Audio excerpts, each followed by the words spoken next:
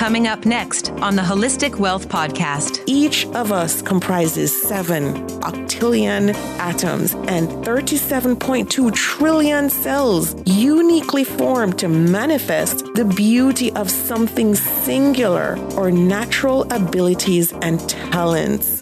And that is absolutely true. And as it relates to imposter syndrome, it's unbelievable that we have to really look within. So instead of looking outside for validation of by getting the highest position, getting the highest salary. You're listening to the Holistic Wealth Podcast with host Keisha Blair, author of Holistic Wealth and founder of the Institute on Holistic Wealth. And now, here's your host, Keisha Blair. Welcome to the Holistic Wealth Podcast. And today we have a special solo episode on imposter syndrome and 5 critical steps that will help you to overcome imposter syndrome. So this is a very important topic, and it's so timely given the world we live in today with the influence of the media, social media, television, and all of that. So before I get into the meat of this episode, I just want to say that the Holistic Wealth Podcast is sponsored by the Institute on Holistic Wealth. And you can check out the Institute's website for a range of resources and courses and tools to help you live a holistically wealthy lifestyle. The website is www.instituteonholisticwealth.com. And very specific to this episode, as it relates to the financial aspects of imposter syndrome, you can also check out the Trauma of Money Certification Program on the Institute's website. Now, it's unbelievable how popular this topic is. And I find that there are a few experts out there that are really, really talking about this topic and really doing it in a very authentic way and attacking it from also the spiritual perspective, which I find is what's lacking. But I'm happy to bring that perspective to you today in this podcast episode because I find it's so critical. It's probably the number one critical aspect when we talk about imposter syndrome. Now, I have to thank the readers of my book, Holistic Wealth, for pointing out to me personally how good this book is to tackle imposter syndrome and for people who struggle with imposter syndrome. Now, if you do, you're not alone. 99% of the world's population struggles with this. I think each and every one of us has struggled with this at one point or another, or it's an ongoing struggle. So what is imposter syndrome? Imposter syndrome is defined as a psychological pattern of ideas, so doubts about your life, your accomplishments, and your goals. So when someone suffers from imposter syndrome, they may feel like a fraud despite the evidence to the contrary, right? So despite evidence of success, of their own competence, of their own expertise, of their own talents, skills, and abilities, they may feel like a fraud. They may feel like, well, I'm really not up to the task, whether it's in their career, their jobs, entrepreneurships, a business, whatever it is. They may feel like, you know what, like I'm a fake, I'm a fraud, I'm really not up to this. And I feel like somebody's going to find me out one day and uncover the fraud that I am. And it's unbelievable how an imposter syndrome can affect our lives and really can, affect our ability to really forge ahead in a unique and authentic way. External factors such as social media, community, judgments, all of that can impact us. And so much of this also starts in childhood. So, you know how you hear of children growing up and there's this fear of failure. There's this need for approval, for validation from parents, from peers. And so, in childhood, when children strive for getting A's or doing well in sports, strive to be the best, it can start from those nascent years of trying to seek approval from parents, caregivers, friends, teachers at school, loved ones. And so while it's good that we tell our children to do their best, I think it's also necessary to instill in them this acceptance of failure and that it's okay to fail and to get back up again and go. So a lot of, how we are socialized really puts a damper on being our authentic selves and speaking up authentically for ourselves. And it's actually a disconnection from who we are. And I speak a lot about this motivation from within framework in the book Holistic Wealth as well.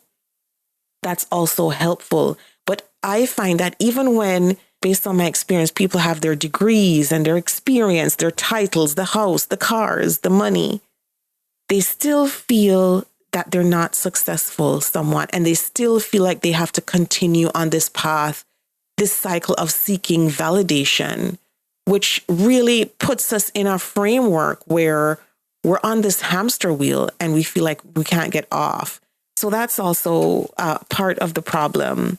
And when people feel like they have to accomplish more, produce more, work harder, hustle harder, constantly, if you're an entrepreneur, constantly besting your last revenue targets, constantly aiming for more, constantly looking at what the competitor is doing and trying to do more, then that also fosters imposter syndrome too, because we're looking externally.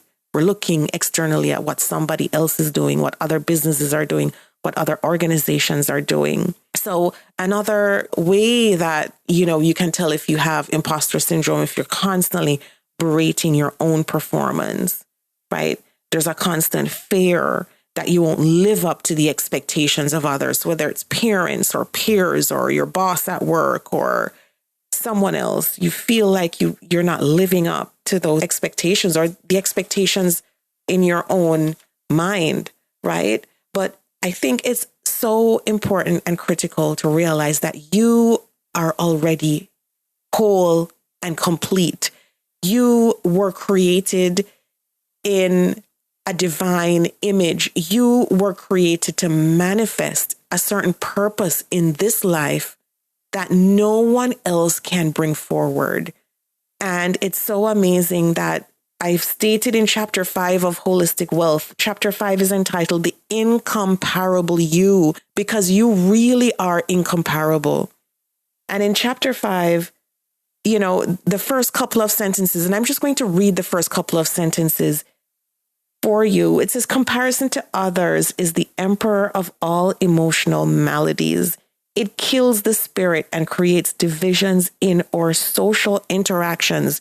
Each of us comprises 7 octillion atoms and 37.2 trillion cells uniquely formed to manifest the beauty of something singular or natural abilities and talents. And that is absolutely true. And as it relates to imposter syndrome, it's unbelievable that we have to really look within.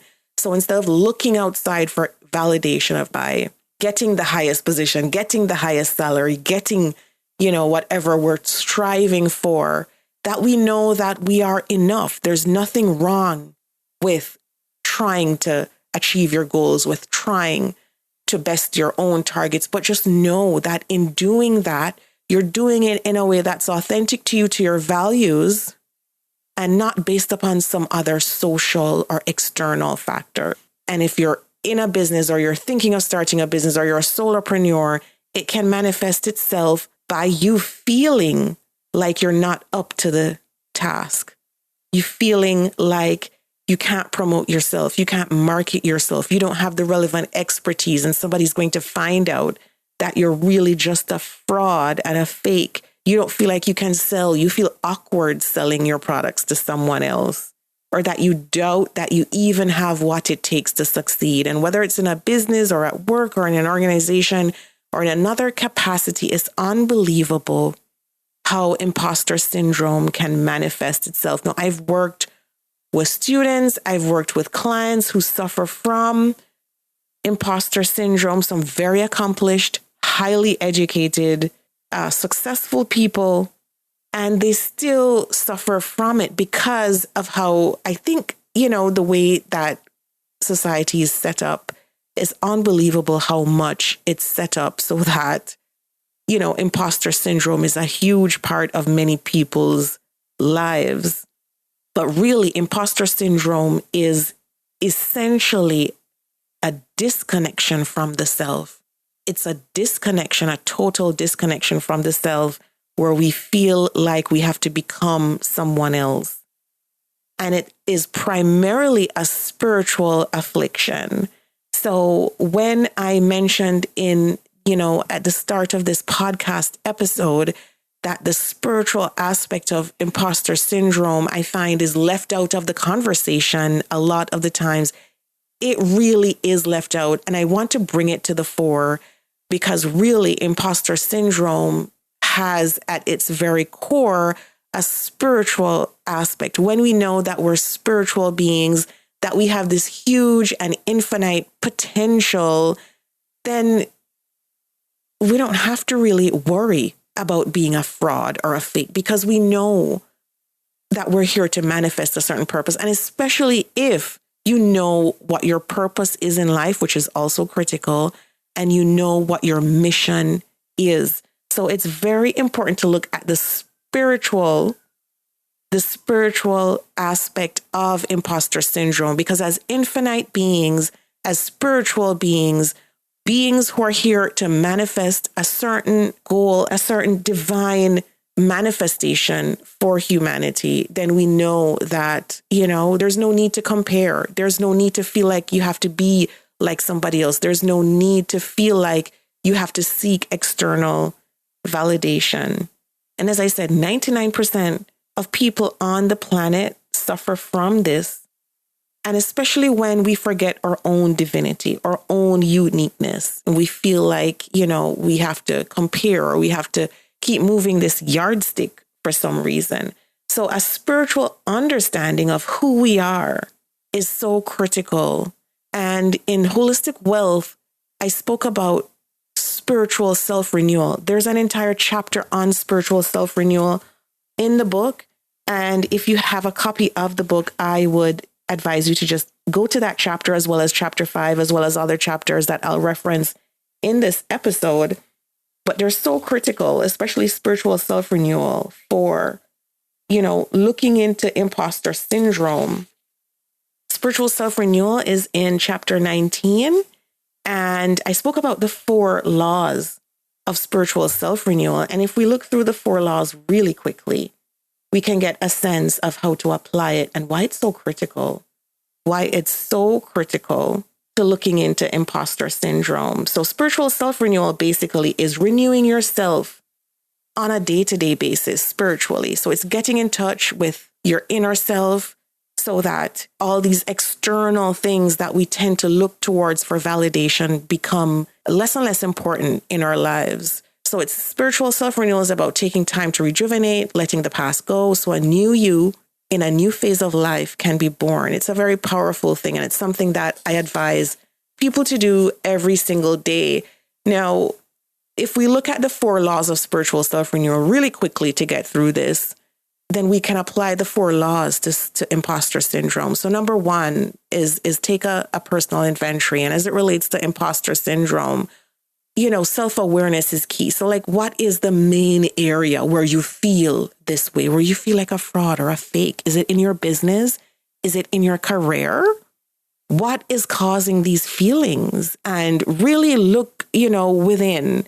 So in the first law, in terms of taking a personal inventory, I think about, I've outlined here about looking into negative thoughts and looking into where those thoughts are coming from and looking into gratitude and priorities, things like that. And as you go through the chapter, you'll pick up more tips and strategies, right? And then number 2 is renew your hope and motivation. So much of, imposter syndrome is also about feeling anxiety and feeling anxious because you feel like a fraud. And renewing your hope and motivation on a daily basis helps with that, as well as law 3 in terms of spiritual transformation. So a conscious commitment, right, to self-discipline and active service. So all of that helps. So those are, really critical pieces of spiritual self-renewal that I think are so critical to imposter syndrome. And so I want to go through 5 ways to overcome imposter syndrome. And spiritual self-renewal is definitely a big part of that. And so number 1, if we look at 5 ways we can overcome imposter syndrome, number 1, self-awareness. Self-awareness is key. So acknowledge it. Acknowledge that you are dealing with or struggling with imposter syndrome. That's the first step, is to really acknowledge it and become self-aware. And in holistic wealth, I spoke about scarcity mindset, which is opposite from the holistic wealth mindset. And when we're feeling that scarcity and lack in our lives, that scarcity mindset can really lend itself to imposter syndrome, right? Because you're feeling a lack of something, and that's causing you to feel like a fake or feel like a fraud. It's that lack of something. So really looking within and really, writing down, as I said, with those 4 laws of spiritual self-renewal, really zeroing in on where you feel it most and how do you feel vulnerable. In the book Holistic Wealth, I also spoke about the inner critic, silencing the inner critic and dealing with healing your inner child. So number two in terms of ways to overcome it would be healing the inner child and dealing with your inner critic. Because every single time, it pops up, there's going to be that negative messaging, that inner critic that judges and dispenses a verdict and tells you, you're not enough, or you don't have what it takes. You'll never be able to do this as well as XYZ. So silencing the inner critic and healing the inner child, dealing with feelings of unworthiness, any feelings of lack that stemmed from childhood, or any negative messaging that you've been hearing from, people in your life. In chapter 2 in the book, I talked about the naysayers and also dealing with that. So any toxic influences in your life. So that's number 2. Number 3 is to stop comparing. So I spoke about chapter 5 in the book in terms of comparison to others. And that's what number 3 is about. It's about giving up comparing yourself. Constantly comparing yourself will cause more issues in terms of imposter syndrome, but focus your energy within. Because when we compare ourselves, we're still looking externally, still looking for validation externally. So really channeling your goals and your priorities. And when we talk about you manifesting a certain purpose in life, that's really unique to you. So when you stop comparing, you give up the comparisons, then it's easy to focus, right? Really with blinders on your unique mission, your unique purpose.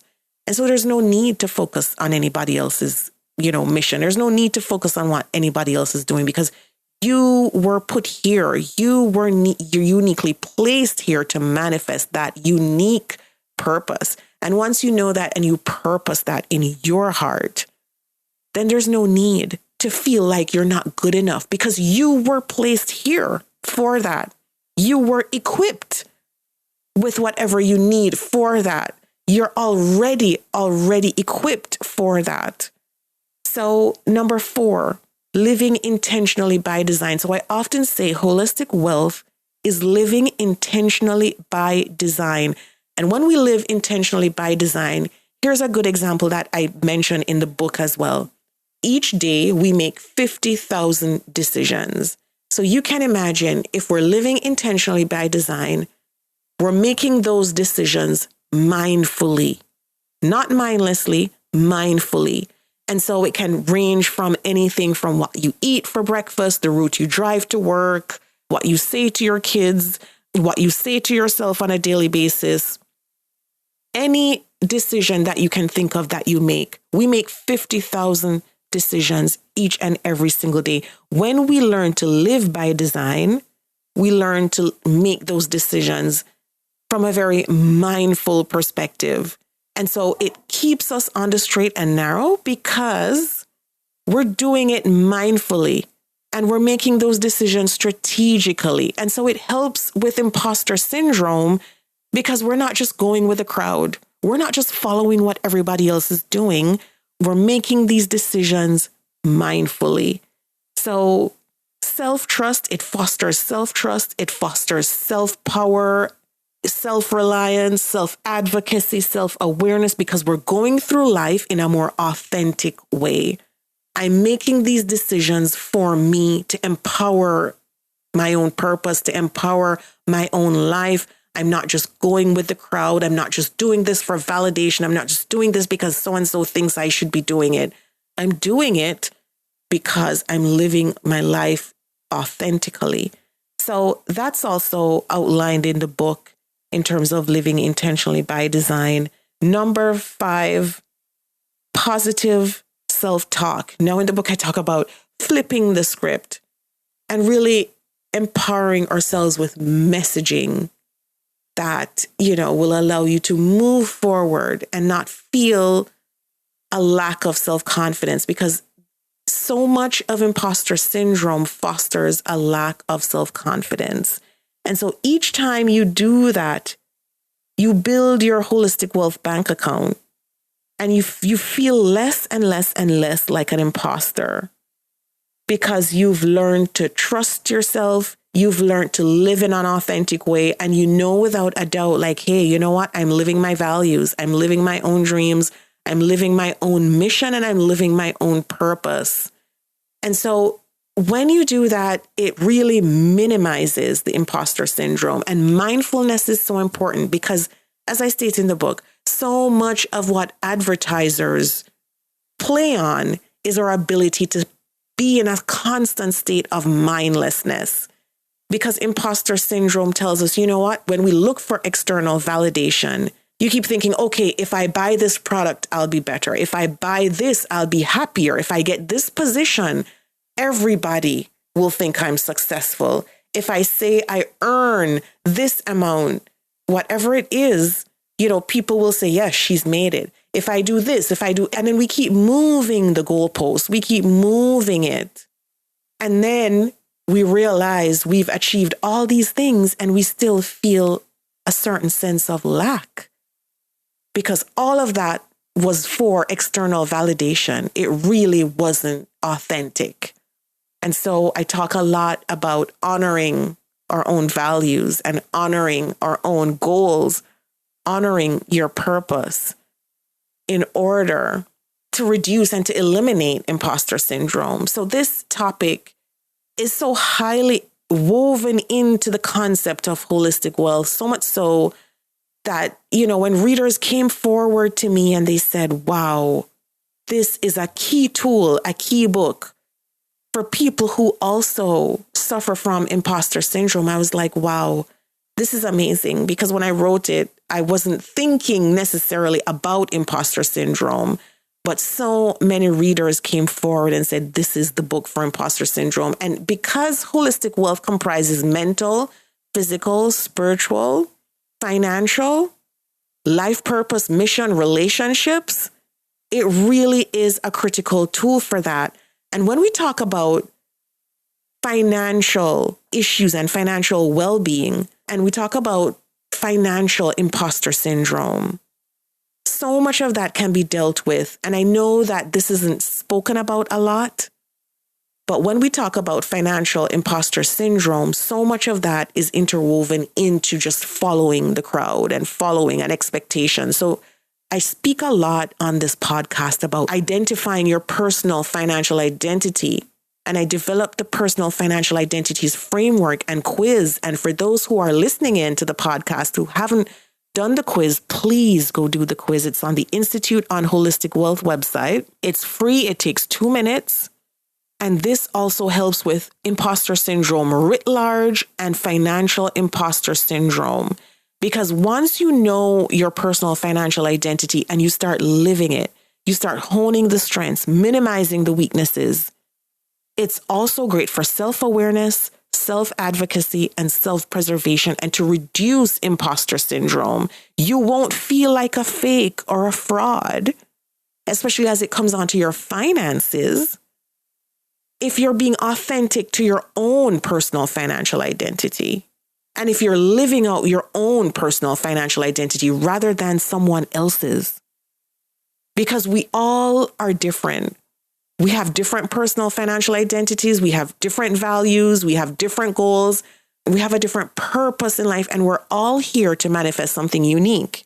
So if we start from that perspective, it's easy to see why embracing your own personal financial identity is so critical for financial imposter syndrome. And the finances are also a critical part of imposter syndrome, which is why this holistic wealth message is so critical, because it encompasses all of those key pillars, which are all integrated and all interrelated. And we need to actually look at all the key parts. We need to look at all the key parts. So it was amazing talking to you about this. And for those listening in, I hope you got some keynotes. Email me with questions if you have questions, if you want me to delve further into any particular part of this podcast, because I'm happy to do that. I'm really here to help.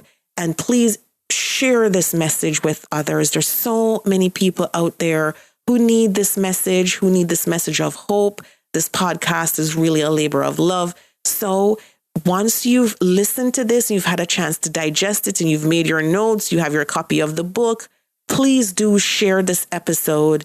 And if you can, leave us a review on iTunes. We would so appreciate it. And again, everyone, have a great week. Thank you so much for joining me on the Holistic Wealth Podcast. Reach out to me at any time.